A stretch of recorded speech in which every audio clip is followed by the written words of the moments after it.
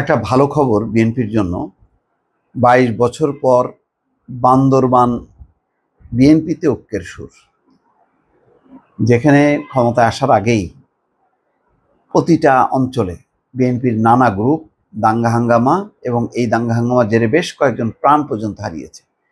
সেখানে বান্দরবানের এই খবরটা নিঃসন্দেহে দলের জন্য খুবই স্বস্তিকর এবং দলের ঐক্য এবং সংহতি এগিয়ে নেওয়ার ক্ষেত্রে এটা একটা দৃষ্টান্ত হিসেবে সামনে আসবে।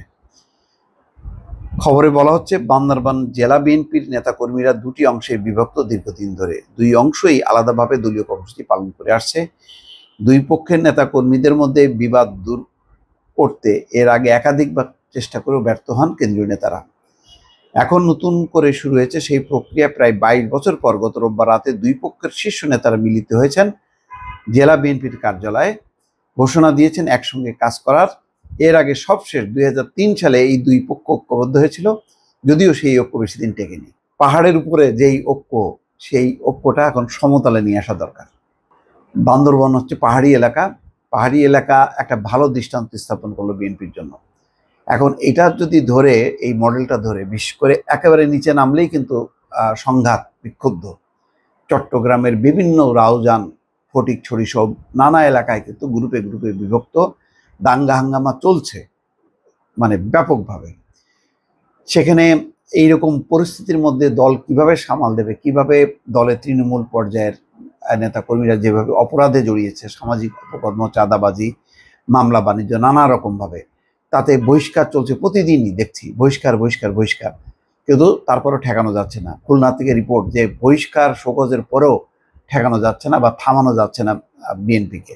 তো এই অবস্থার মধ্যে এই বান্দরবানের এই উদাহরণটা যদি সমতলে যারা আছে, যে বিএনপির নেতাকর্মীরা, তারা যদি উৎসাহিত হয় এবং এটাকে ধরে নিয়ে যদি তাদের মধ্যে ঐক্য তৈরি করতে পারে, তাহলে নানা রকম যেই শক্তি আনাগোনা, জোট জোট করে বিএনপিকে হারাবে, বিএনপিকে পরাস্ত করবে, বিএনপি খারাপ দল, বিএনপি এবং আওয়ামী লীগের সঙ্গে কোনো পার্থক্য নেই, এই কথাগুলো যারা ধোয়া তুলছেন তারা কিন্তু পরাজিত হবে।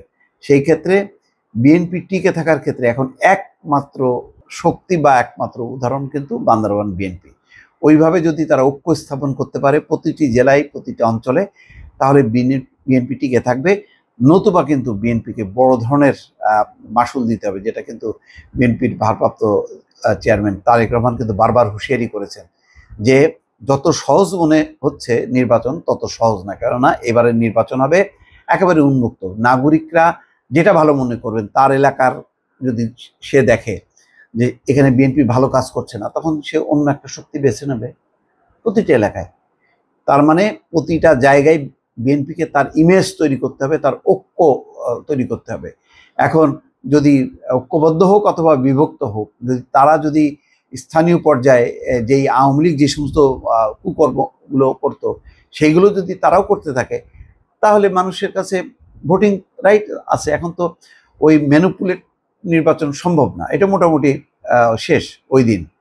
তো সুতরাং আগামী দিনে যেই সবার অংশগ্রহণে একটা উৎসবমুখর নির্বাচন হবে, মানুষের অংশগ্রহণে, দল আওয়ামী লীগ বা তার দোষরা কি করবে যায় না, কিন্তু মানুষ অংশগ্রহণ করবে, তাদের অংশগ্রহণে একটা নির্বাচন হবে। সেখানে তো কারচুপি নেই।